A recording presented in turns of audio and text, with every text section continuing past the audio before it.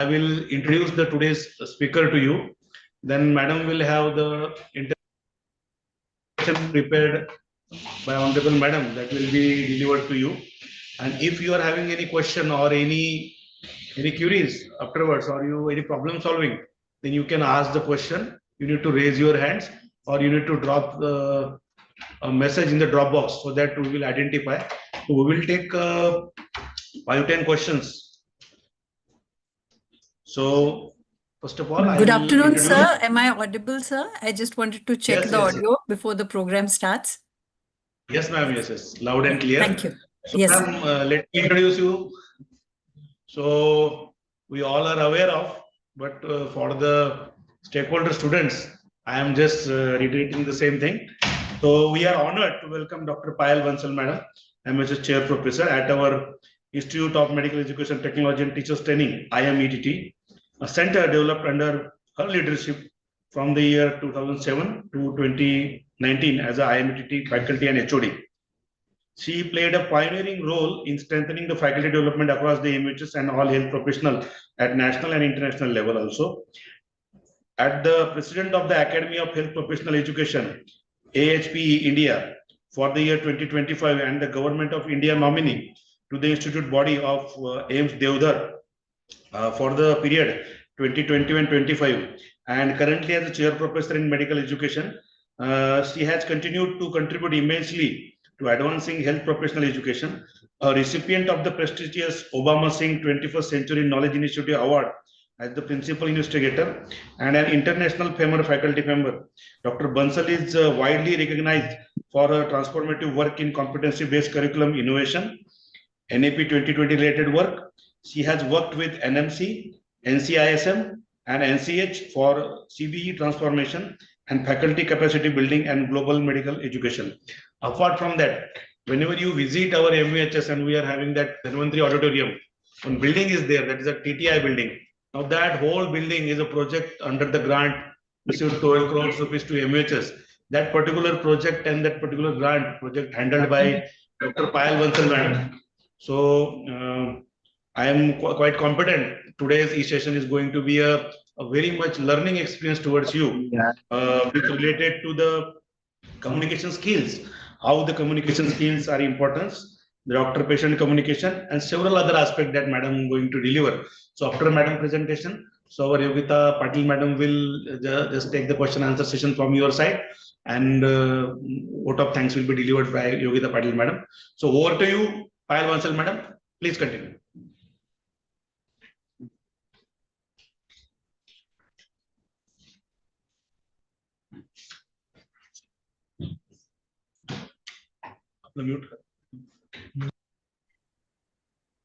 Am I audible, sir? Yes, madam. Yes, clear. Yes. First of all, respected sir, thank you so much for the kind introduction. And it has been my honor to be associated with MUHS, and all the work that is happening here is because of MUHS itself. And that has given a platform to me to share some of what little bit I know and do and learned actually along my journey. And we always look up to you, sir, for your very, very dynamic leadership skills through which this very successful SIP program has taken off in such a wonderful way now in its 4th year. And also happy to share that soon our article, which is outlining the program's 2nd cohort, will be published. And we will let all our participants know at that time, in which we have respected Sandeep Rathore sir, our Honorable former Vice Chancellor, Madam Dr. Kanetkar, as co-authors as well. Yes, ma'am. Yes. So they are the pioneers. Yes. Thank you, sir. Thank you. Yes, shall I begin, sir? Yes, ma'am. Yes, sure. Okay. Please. Thank you, sir. Thank you. And thank you, Yogita ma'am, for facilitating this very nicely. Thank you for inviting me and giving me this very wonderful topic, which is very dear to my heart. Communication skills, how we learned it many, many years ago was by observing our seniors. But now communication skill has become a formal part of the curriculum. And reasons, as we go along, we will learn, we will discover. Maybe some of the reasons are already there with you, the students, who are a very, very enthusiastic, wonderful cohort as usual. So let me begin my talk by asking everyone a question. Many of you may be having the link, so you can answer in the chat box. Others who don't have may use your own notebooks or your own mobiles to think over and write your reflections to yourself. And that itself would be a great learning experience, because the whole idea of this session is to reflect upon the communication aspect of the healthcare and what our roles as healthcare professionals is in making the best for our patients. So if you go to Dr. A, who doesn't make eye contact, who interrupts you while talking very quickly, and then they write a prescription and give it to you, versus Dr. B, who greets you very warmly, listens to you for a full minute at least, and then explains in the appropriate language and words the treatment. I think the answer is very obvious if I ask that who would you prefer? So now let us look at a few situations which you may have already encountered. Some of you, I know some of the participants here are in first year, so you might be just beginning to understand how the communications happen. Do you agree or disagree that you should be approachable to your patients?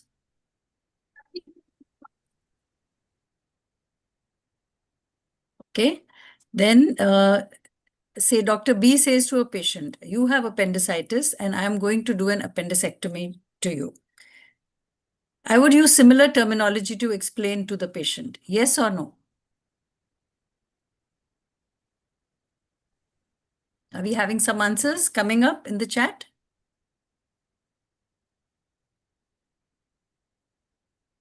So let us see what you will say right now. I think, yeah, a few are coming up. So no, I think most of the times, some have said yes, some have said no. Okay, so let us go forward with this. Would you be satisfied by just having somebody tell you the terminology of the diagnosis? As a layperson, if I'm not a medical professional or a health professional, I may not understand these terms at all, isn't it? Okay.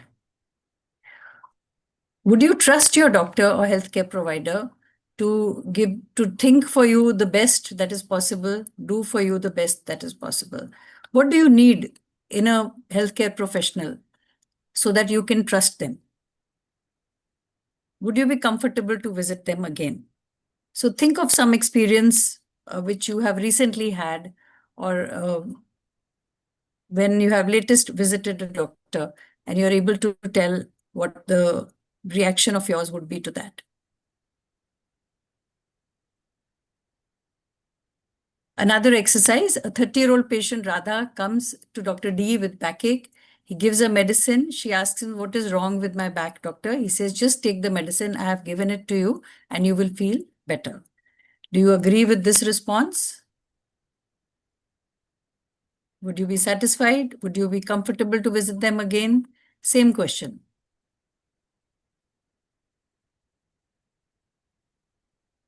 Yeah. So mostly the answer is no. So when we are confronted with such a situation as health professionals, we would definitely want to do differently. So what do you think makes a patient trust a doctor? Now, again, you can answer in the chat box: medical knowledge, communication, experience, reputation.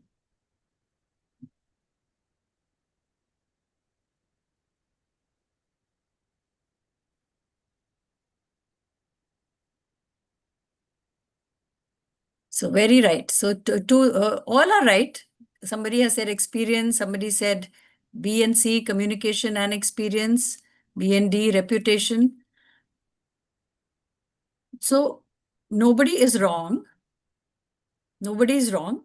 But communication is what helps to enable us to know about their experience, about their reputation, and about their medical knowledge.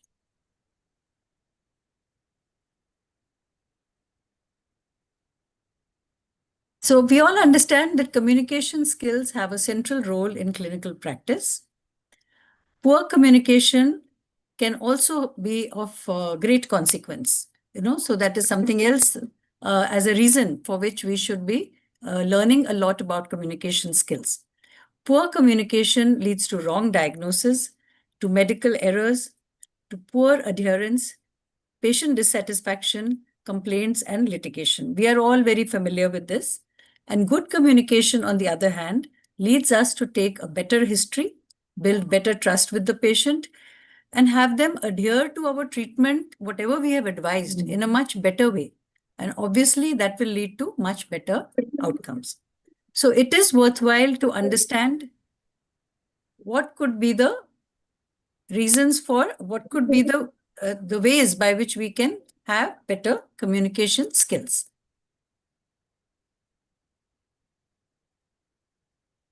Sorry.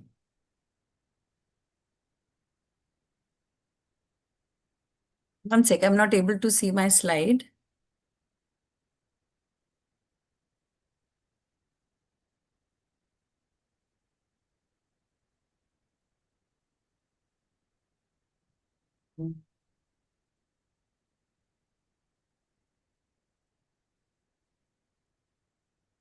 I'll just stop sharing and share again.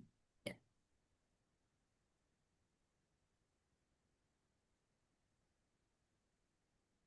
Okay.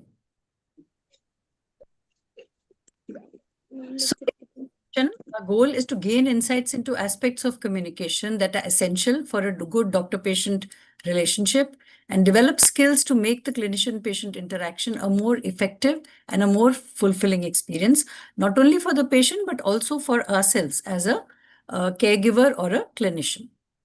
So we will explore what do patients expect from clinicians or their caregivers. We will elaborate the three-function approach to build the clinical-patient relationship and apply these three-function skills to conduct an empathetic, efficient, and effective clinical-patient interaction. We would also like you to appreciate the importance of communication in healthcare, which I think to a certain extent you already realize, but it will be definitely better, I hope, at the end of this session. So for your own experience as a patient, think of a healthcare professional that you trusted. What was best about your interaction that built the trust? So I'll give you a minute to think about it. So think of a good experience when you were a patient and you had an interaction with another health professional.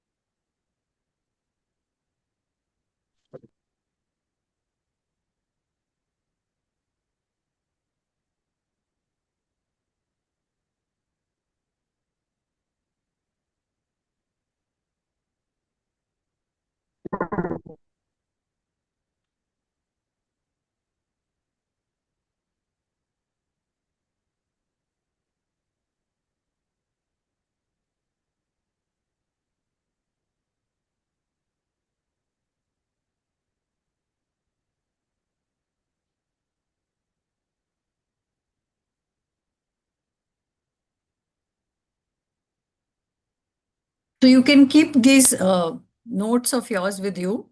If anyone has something to post in the message box in brief, you can write. I will give you 15 seconds. Trust कैसे बनता है, हम वही समझने की कोशिश कर रहे हैं कि आप कैसे डॉक्टर को ट्रस्ट करेंगे.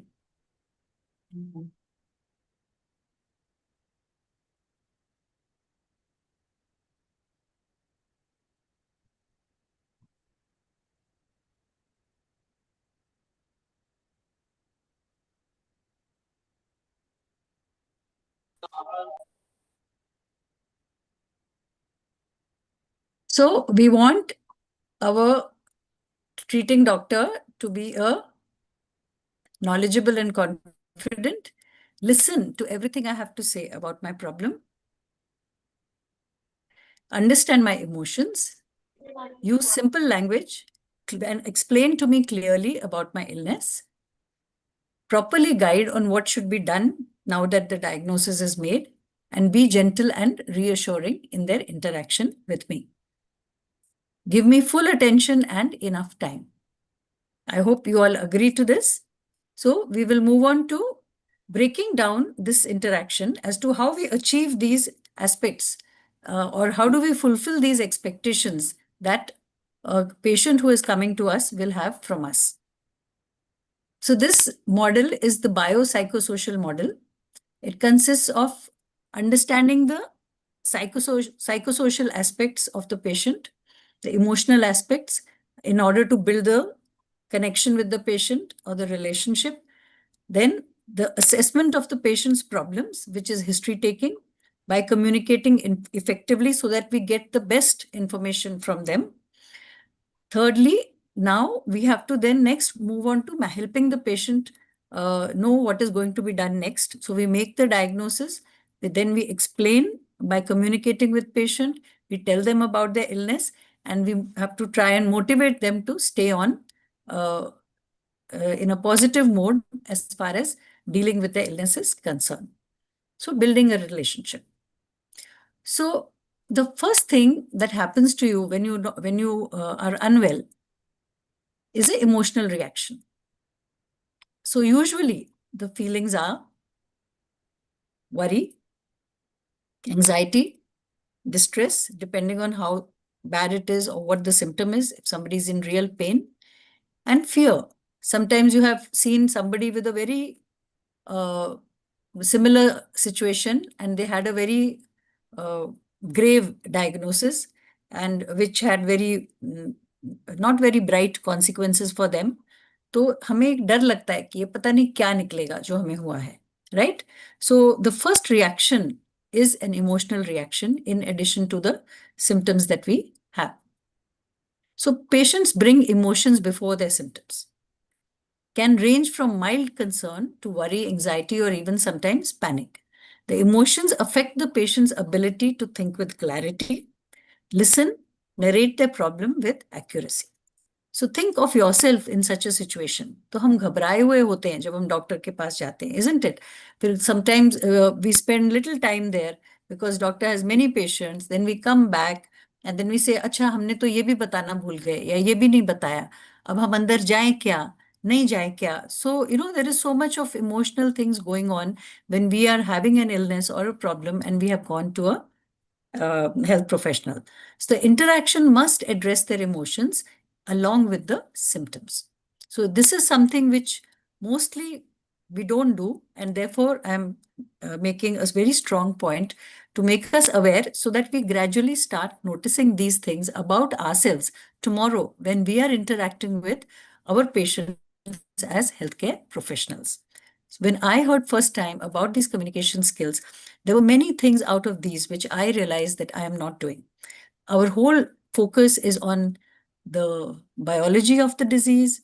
And sometimes in the wards, we name the patient by the disease rather than by the name, or we know them by the disease rather than the diagnosis rather than by the name. So we have totally forgotten the patient as a person and we think of them as a diagnosis. I think this is very true if at least it has been in our experience with not only when we were learning, but also when we have been with students. So the interaction needs to build trust through understanding, empathy, and support. So how do we demonstrate to the patient that we understand them well, we empathize with them, and we are there to support them? So this aspect is broken down into smaller steps in the next few minutes. So the relationship building, first let us talk of the emotional aspect, that is relationship building skill. So non-verbal skills, as you all know, they have more than 60% part to play in communication in general.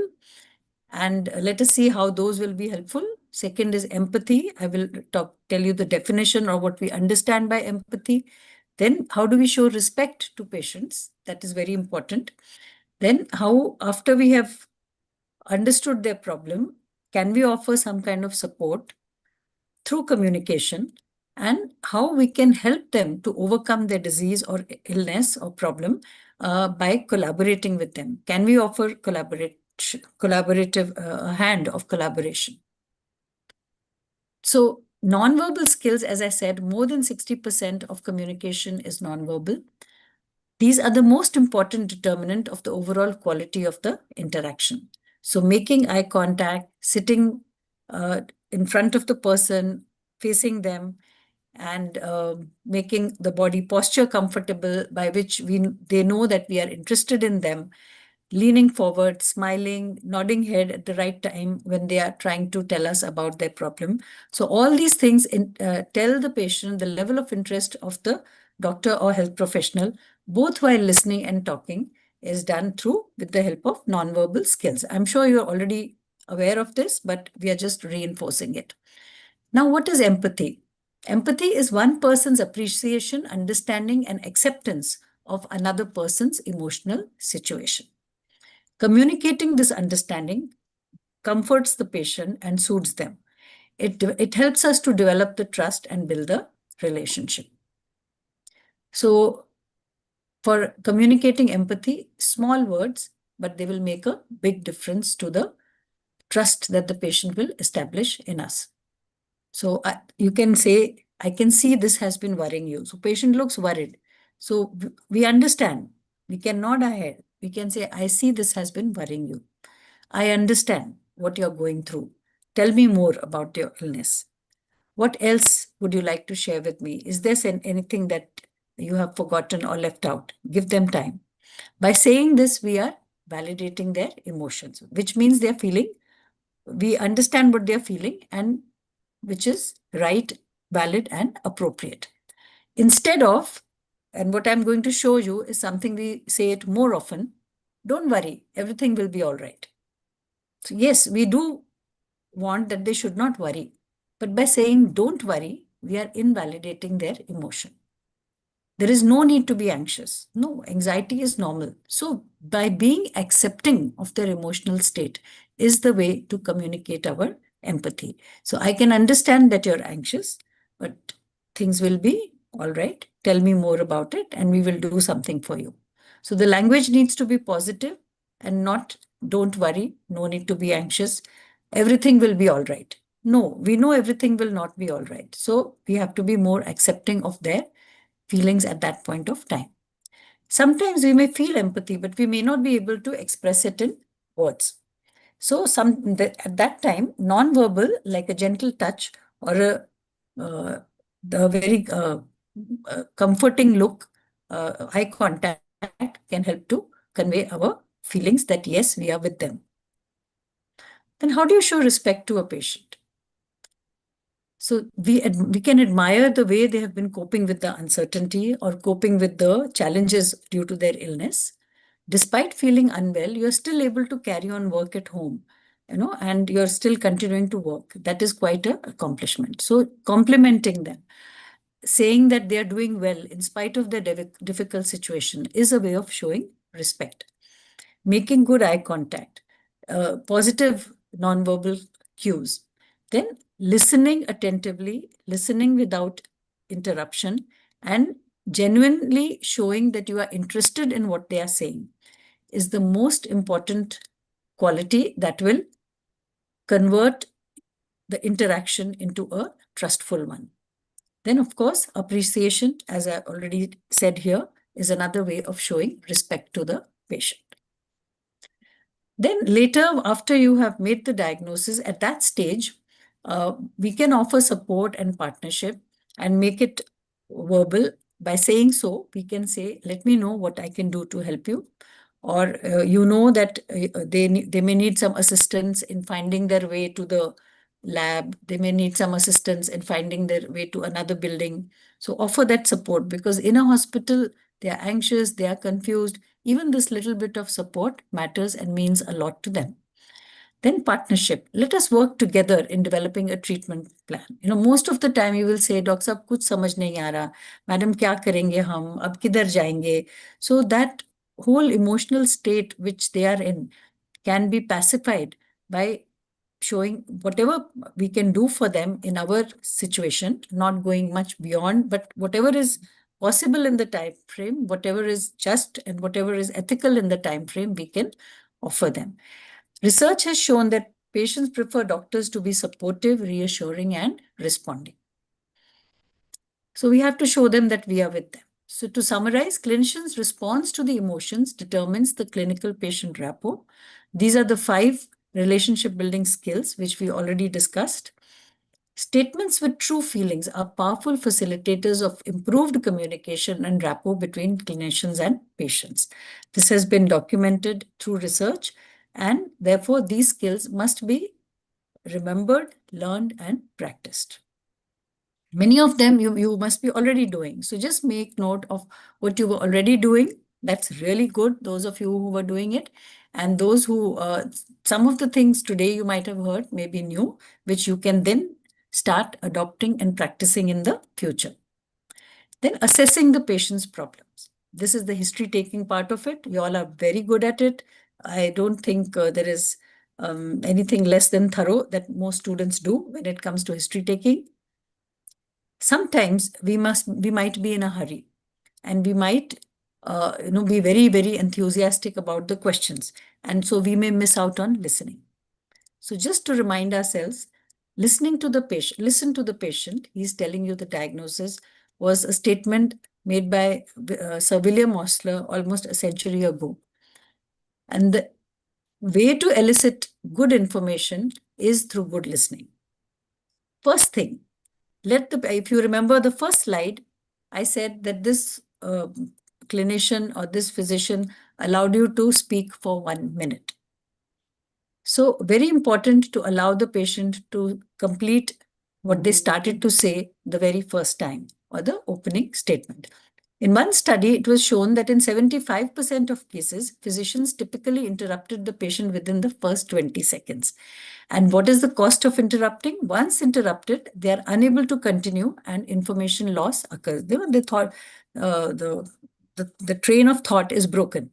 And so they may forget to tell many things. No, वो भूल जाता है. अच्छा, अभी I think this is something normal which all of us experience. And so that information loss is a loss for you as a clinician, as a diagnostician, as that important will help you plan your treatment in a much better way. So research also showed that when they are not interrupted, most of them, हम क्यों interrupt करते हैं? क्योंकि हमें लगता है बाहर तो बहुत patient wait कर रहे हैं. Now, if I keep letting this patient talk, then it will just go on and on forever. But no, we have seen that when uninterrupted, most often patients will complete their chief complaint or what they want to say in less than 1 minute. So give them that 1 minute at least. That's one message from here. So other thing, very important, again, using non-verbal methods or the non-verbal communication so that we encourage them to talk and they continue to share more and more information which will be useful to us. Then questioning style. I'm sure you all know of open-ended question, like what brings you here today, that will enable them to tell much more. Then there is closed-ended questions can be asked when we are asking for specific things after they have shared the initial part of the illness. Then we go on to the closed-ended questions. So as I said before, no interruption for at least 1 minute. Another good way to remember this is patient is the expert in the first half because they know best about the illness. So let the expert do the talking, isn't it? We always have a lot of respect for the expert. So patient is the expert about their own illness. So remember that. And then later, once you have heard everything, you have asked whatever you wanted to ask, then you do a summarization to check for understanding, to see that what they have told you, you have understood it correctly. This was in one study, it was found that this is one step which most of the clinicians miss out. But many times then they go on to make the decisions with sometimes incorrect or inadequate or wrong assumptions. So very important to say, जो मुझे समझ में आया, आपने मुझे ये ऐसे बताया है और ये हुआ. So in case there is something you have missed, in case there is an error, patient will immediately get back to you. Now comes your turn to be the expert.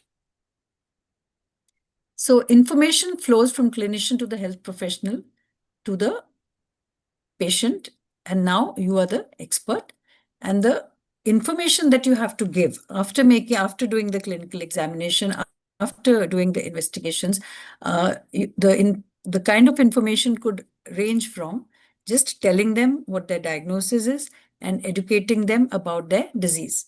So they want to understand about the illness and what is going to happen to them now. Explain in simple words how the medication is to be taken. Many times we just write the prescription, and if at all we explain it in such a hurry that they haven't understood, and we never check for understanding. We never say, have you understood? ये वाली दवाई कितनी बार लेनी है, ये कैसे लेनी है? तो 1 minute में उनको, they are not medicos, like they are not from the health professions field.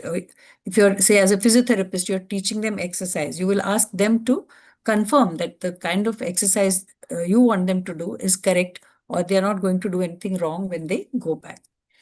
Then explain the need for follow-up. All of us mostly will want our patients to be coming for follow-up to ensure that they are on the right track of treatment or that they have been cured.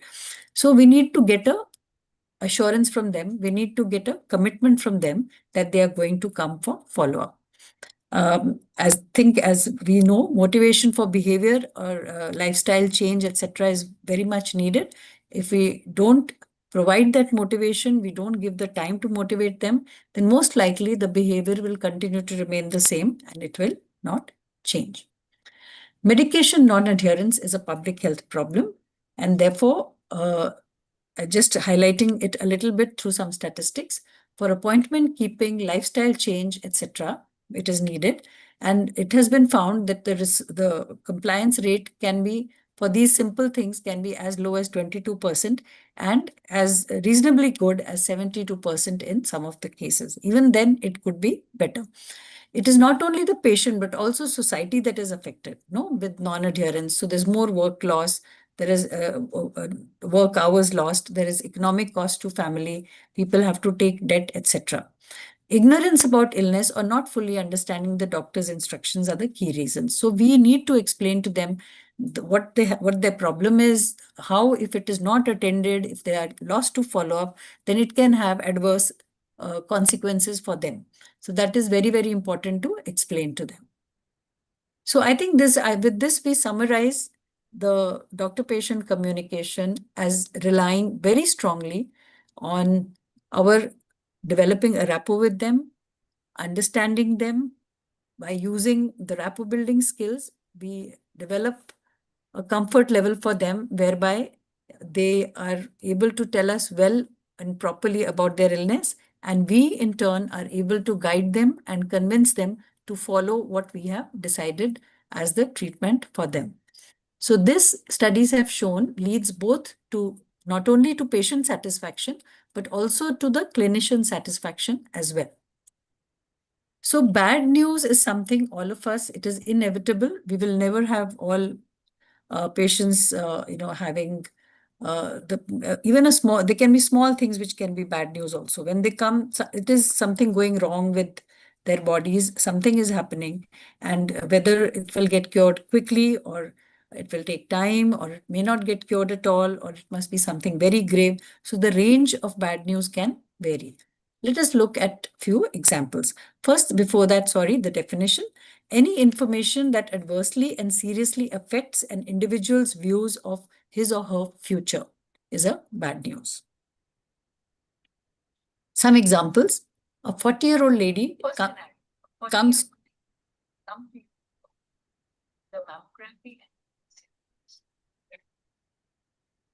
Scenario 2, 3 of a 1-year-old child with Down syndrome. To convey this information, you have to talk to the parent. Not so easy. 52-year-old man admitted, ICU with sepsis, multi-organ failure, critically ill. You have to inform the family members about the poor prognosis and prepare them for the poor outcome. A 20-year-old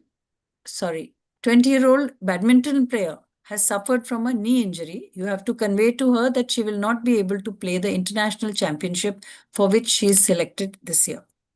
So even a knee injury may be something, okay, you will recover, but the timing of it is bad. So it is real bad news for this national level player. So let us see, why is breaking bad news difficult? Would somebody like to write in the chat box now? I think I've been speaking for very long, so I would like to give myself a break, allow you to think a little bit. Why breaking bad news seems difficult?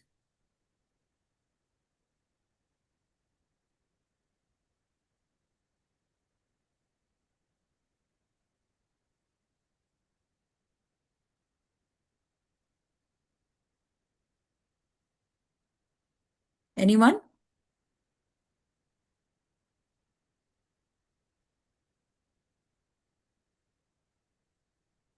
Okay. Okay, there is someone who has written in the chat.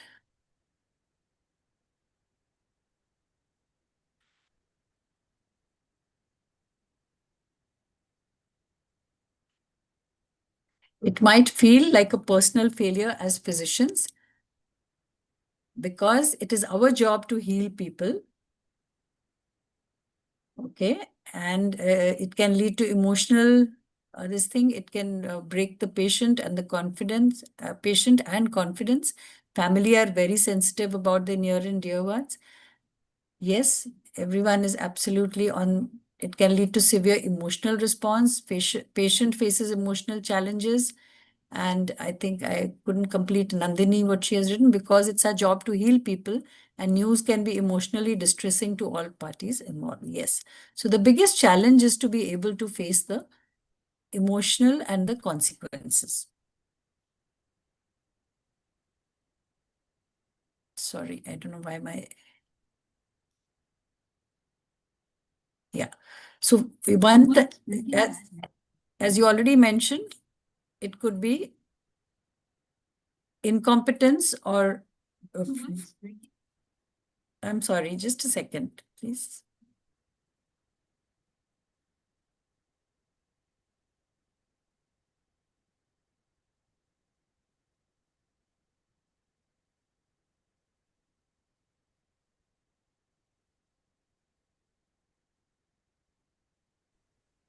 Okay. So basically, there is a fear, as we can make out from all of your responses. There are two more. Family is sensitive about the death of near and dear ones. It triggers intense emotional distress, post mental health management. So all these are reasons which, and it is mentally difficult, not only for the patient, the receiver of the bad news, but for us as a giver of the bad news. So there is a fear of causing pain. As you already said, the patient's or the family's reaction. Someone may blame us, we may feel guilty, and we don't know how to handle or deal with our own emotions, right?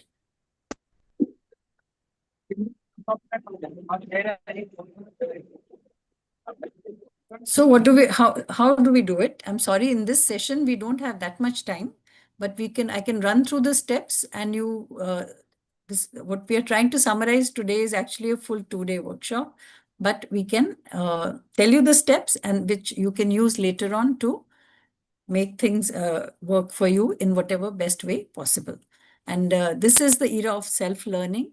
But here, I'm sure talking to some of your teachers, talking to your seniors, talking to colleagues will be very much helpful in learning from each other how to overcome and cope with all these challenges that we have as givers of bad news, and also how the receivers of bad news may respond and how we deal with those challenges as well. So preparing ourselves first, always have a private space or a setting, then alert the patient a little bit that there is something important that we want to talk to them, then provide the information. After the information, give them time for the things to sink in a little bit. Then provide support, like how we provide support at the time of say investigating, diagnosis. Patient will need support to deal with the bad news that has to be provided.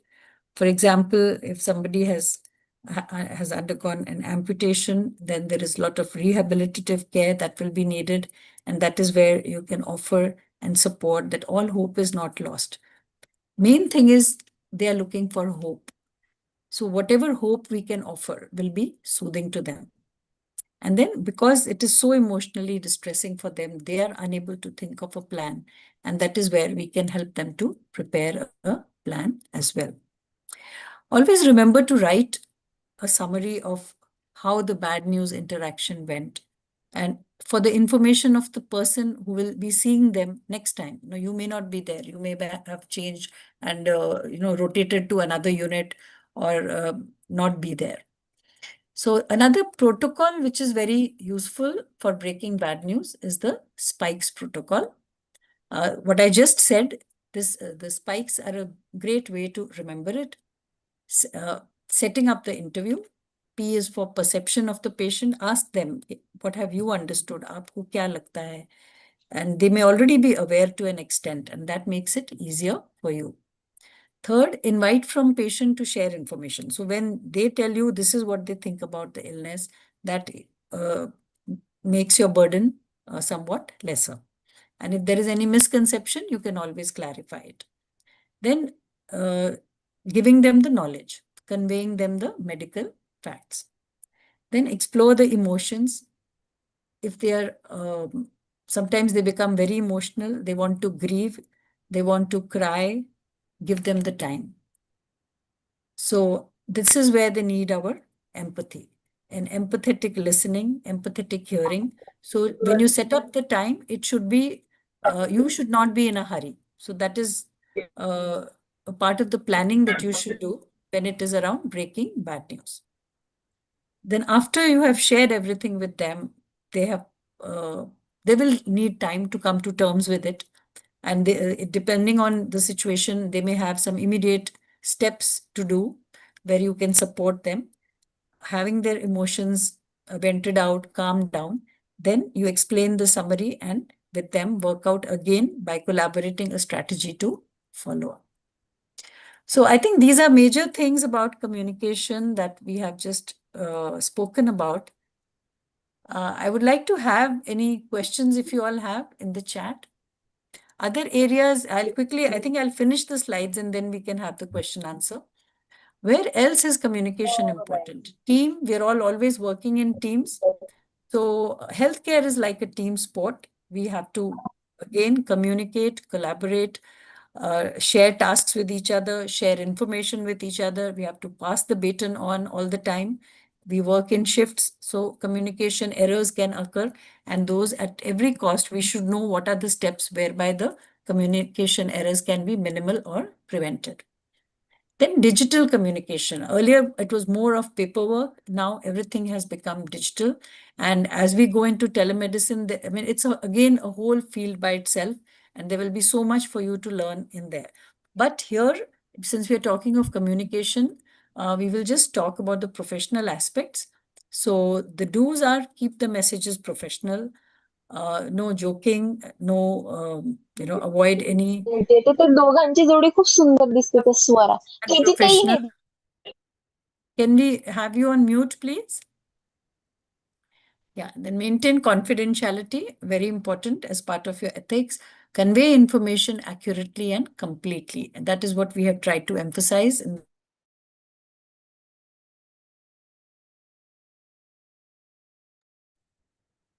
Thank you.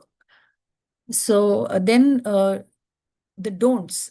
Never share pictures, nothing on social media, no discussion of patients on social media or disclosing their identity. In the institution, there should be forums where there will be occasions to discuss things which might be of value to you, things which you might be concerned about, things you want to be learning about. So there are mechanisms for that within the institute and within the spaces, the communication should be done and not out in the public domain. Okay, so let me now ask you to, first of all, let us write down 2 new skills that you learned today. And at least one of those, you already are in a situation that you can practice. it could be tomorrow while you're still here or still with your SIP, within your SIP time, or it could be when you go back to your institution. So can everyone do that? It would be nice to do this as your own exercise. We'll give you 2 minutes. And after that, we would like to have some of you share it with us in the chat box.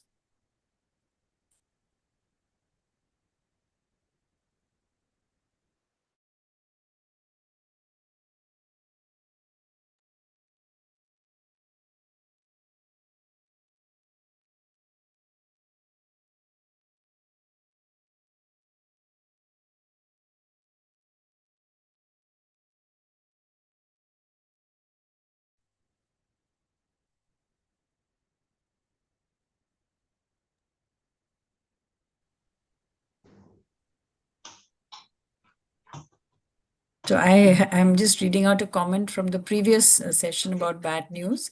Vedant, you have said relatives are not in a state that they can understand the situation. So I completely agree with you. Many times that is the situation. So we have to give them times. They will have, they are in the hospital for a little while. So giving them time will be a way to settle, make them feel more settled or make them more in a state where they can listen. But being there is helpful rather than going away. You can tell them, okay, you're going to come back after a while. थोड़ी देर में आ सकते हैं. If you feel the situation is appropriate, you can be there till they calm down. You can be there also.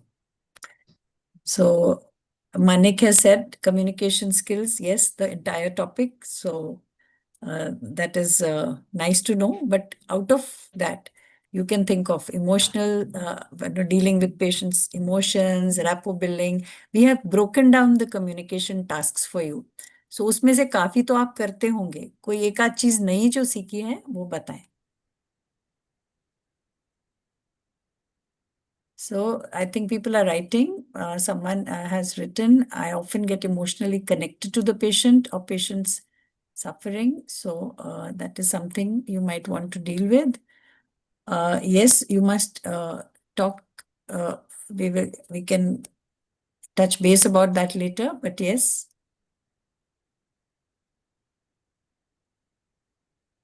That happens many times, and that is something to be learned as to how to deal with it. So active listening and building rapport, wonderful. Checking the relative person's sattva. I did not understand. If you can clarify, you can please message again. Ma'am, what about communication between colleagues and hospital staff? Yes, that is very important. So team communication, if you would like to, you can post something that is a challenge. So everywhere, I think looking at what is working well is very important. There is something known as an appreciative inquiry approach. There is not enough time for us to go into that. But if we look at what is positive happening somewhere, let us acknowledge the good that somebody has done. And then, of course, we can always point them out in a polite language that this is also something which should have been done or which we can do. And let us do that now. So it is very important to keep the communication cordial. The communication protocols should be there. Nowadays, we have the NABH and other quality benchmarks, which have created mechanisms for good communication between hospital and colleagues. What if patient is not able to communicate with us? So I think, again, there are mechanisms within the institute. It's a team that is working together to help that patient. So if they are not able to communicate with you in person, you can always take there will be other team members who can suggest, or 2 of you or 3 of you can try to meet the patient and the family together, and then it can happen. So little effort has to be made. When it's important to communicate, that has to be done. So how do we go about it? So the help can sometimes be taken of the counselor as well in the institution. So somebody has written about learning relationship building skills. That's Krishna. And being a good listener. I would like to practice both. Thank you very much. Wonderful. And wish you all the best for that. and do reach out to us. This is the medical education department is offering their course in SIP is on communication skills as well. So do reach out to them for more discussion and understanding and help if you would like to. Then choose the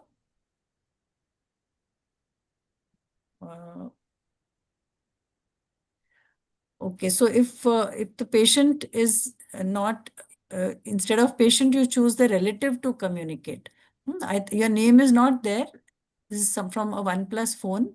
I don't know if the organizers will allow you to unmute, but you can unmute and explain if you would like to. I'm really sorry, but I have still not fully understood this, and I would like to help you.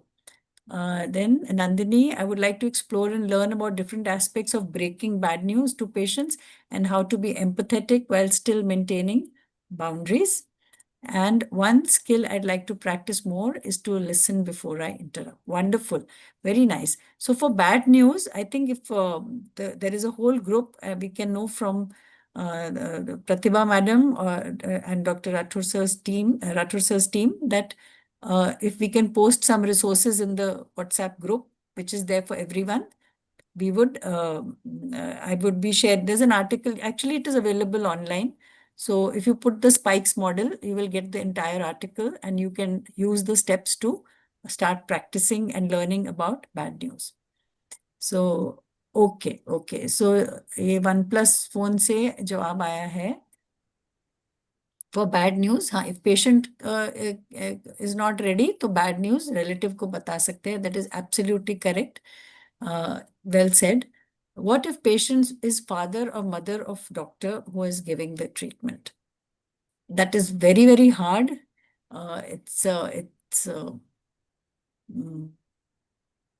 You can always take the help of a colleague.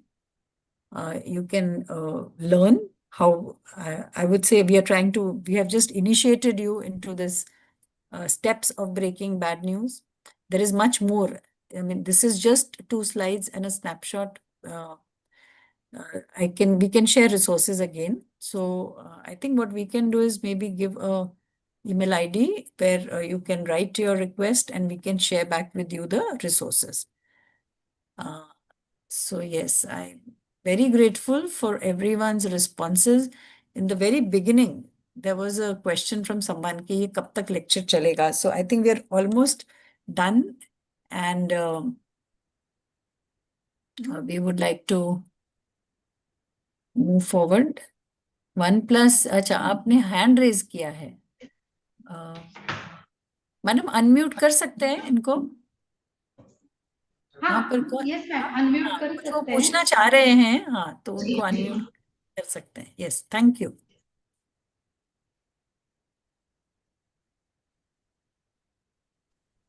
Hello. Hello, हाँ, yes please. Ma'am मतलब bad news अगर हमें बताना है तो हम मतलब basically Ayurveda से मैं बिलोंग कर रहा हूँ. सो हम अगर प्रवर सत्व के रिलेटिव को बताते हैं फर्स्ट, तो वो मतलब बेसिकली मेंटली ऑलरेडी स्टेबल रहेंगे तो उनको इजी टू अंडरस्टैंड होगा, तो वो बाद में धीरे धीरे अपने अदर मेंबर्स को बता पाएंगे. तो इस हिसाब से मैं आपको बता रहा था. वो मैसेजेस क्या थोड़ा आगे पीछे आते हैं ना. हाँ जी, ओके, ठीक है, परफेक्ट. हाँ, so I think that's good. आपने हैंड रेज करके बात किया. So now it is clear to all of us. So thank you for sharing. Yes, patient को बताना मुश्किल है तो रिलेटिव से बात कर सकते हैं, बट फाइनली पेशेंट को भी मालूम होना चाहिए.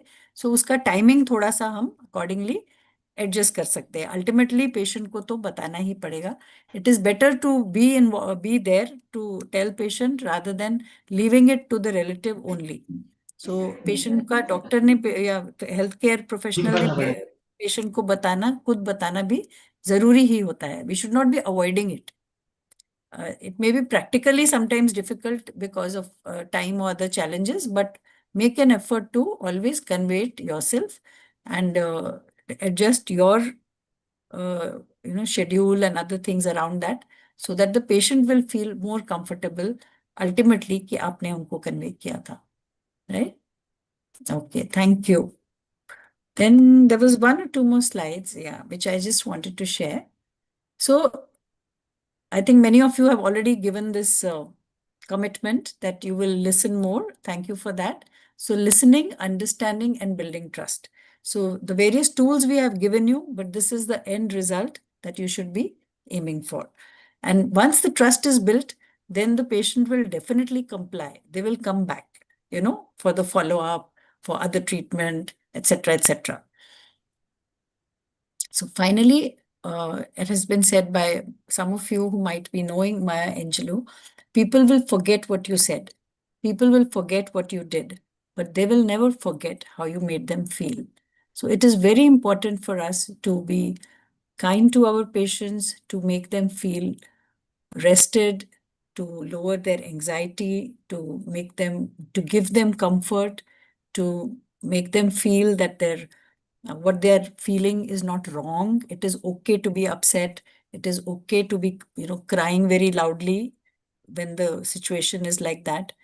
So validating them, allowing them to vent themselves, all these things are little steps that will ultimately uh, help the patient feel comfortable and cared for in your presence.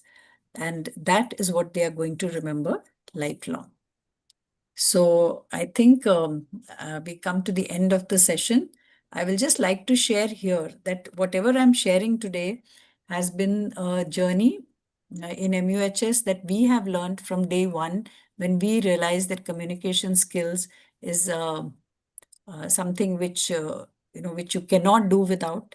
It is a practitioner's biggest armamentarium, and it's something we have to learn and we have to teach our students as well. So this is part of a course which is also the Degree Plus program, which is conducted by us for medical interns, and slowly it will be shared with other pathies also.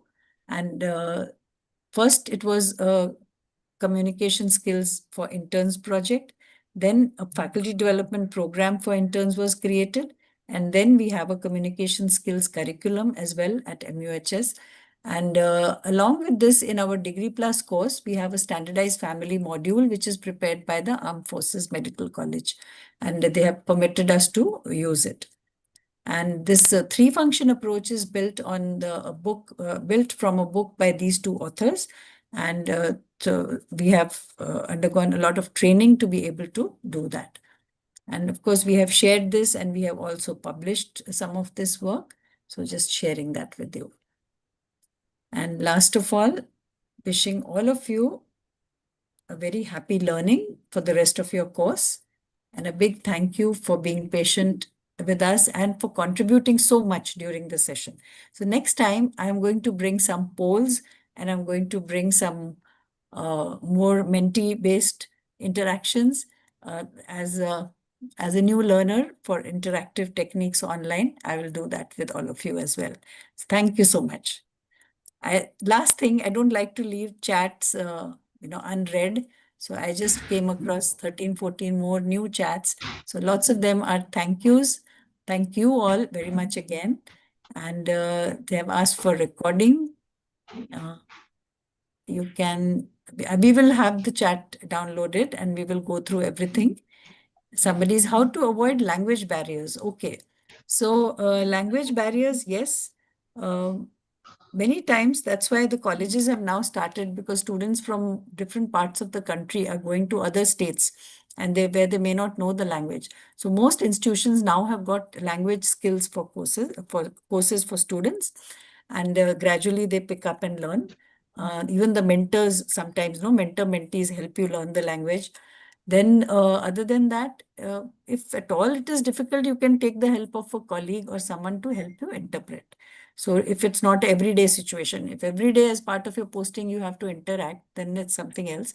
But otherwise you can, for a one-time interaction where somebody is from a totally different language, the appropriate person knowing that language, the help can be sought. Okay, then again, there's a question of PPT. Yes, PPT can be given. We will have to coordinate with the organizing department to know if we can share. I will be happy to share, madam. Yeah. So thank you once again. Thank you, Yogita ma'am. Sorry, thoda exceed ho gaya, but just thought we should answer all everybody's questions. बहुत ही vast topic है ये, इतनी थोड़ी देर में खत्म तो बिल्कुल होगा नहीं. और on behalf of patients, ma'am, sorry, on behalf of students, I would like, can I ask some questions? Yes, ma'am. Hardly 1 or 2? Yeah. So in this digital era, how telemedicine changed communication between healthcare providers and patients, and how we can communicate telephonically with patients and give service to them. Yes, so I think I mean it's a very vast topic again, but there's like when we design something new, we have to take into account the very smallest steps, you know, for achieving the success that we want in communication. So we have to understand first of all the infrastructure that needs to be in place, so that the communication can happen. So when I'm talking of telemedicine, digital, so the government is, wherever it is taking the initiative to establish telemedicine, they are providing the infrastructure. Then whatever barriers are there, so that local, you know, getting the system in place, the physical infrastructure is important. Once that is there, then it is based on a plan as to what is the purpose of setting it up. So it is like a project. So when we have decided that, you know, this area which is underserved and does not have doctors or healthcare professionals in physical form, we have to provide, or there are some junior doctors and they need, or they are generalist and they need the support of specialists. So that is the purpose. Why first purpose has to be there. Then the infrastructure or system is put in place. Then who are the people who are going to be working there? Are they technologically savvy or not, or do they know how to use the technology? So the training has to happen for everyone to be able to use the technology. Before opening it out to everybody, we have to have a pilot, a small trial of it, so that we know the teething troubles and the hurdles which may, in the very first round, we can make out those, and then those can be corrected, and then the system can be gradually expanded. So many of these structures are already in place. I would encourage, if there are any teachers who are listening here, or any faculty, or even you students, can reach out to them. So you have access to technology. You can ask for what is available within your region, how your institution is involved in telemedicine, and you ask them for that learning. Then that will definitely be an onus on them, that they have to create that learning experience for you. Some people have actually even tried doing electives. So as an elective, you can go and learn about how the telemedicine or digital health is working. Yes, we are. It also reminds me that in MUHS, we have a online digital health certificate course. So that is something, madam, we can make them aware of, which is totally online. They just need to register and they can do the course, and that will teach them a lot about digital health. Thank you, madam. Can we move to conclude? Yes, yes, sure, no problem. Yes. Good afternoon, everyone. On behalf of MUHS and organizing team, I extend my heartfelt vote of thanks. We are deeply grateful to Dr. Payal Bansal, madam, who is Chair Professor and Chair of Excellence in Medical Education at MUHS Nashik, for her enlightening and inspiring session. Ma'am shared the essence of her vast experience in health profession education and guided us step by step on the importance of effective communication with patients. Her insights on competency-based education, faculty development, and student-centered learning have truly enriched us. I sincerely thank our respectful dignitaries, faculty members, participants, and organizers for their valuable presence and active participation, which made this session meaningful and successful. Also, I extend my special thanks to my team and technical team who and with gratitude to everyone, especially students who contributed to this program, and conclude the vote of thanks. Thank you very much. Thank you, Yeah. madam. Thank you, ma'am. I can still see some more things in chat. People are going on giving. So can we request technical team if they can download the chat and give it? And then maybe we will try to answer something and give it back to them in their WhatsApp group or something. So I will be in touch Yes, with you sure, for ma'am. those things. So if we can Sure. request Dende sir or no, Diptesh sir, whoever is there, to please download the chat and give it to us. And Yes, thank you yes. for the wonderful technical support also, as usual, always.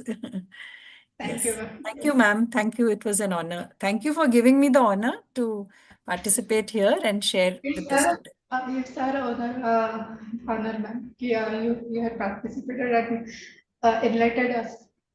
Thank you. Thank you, ma'am.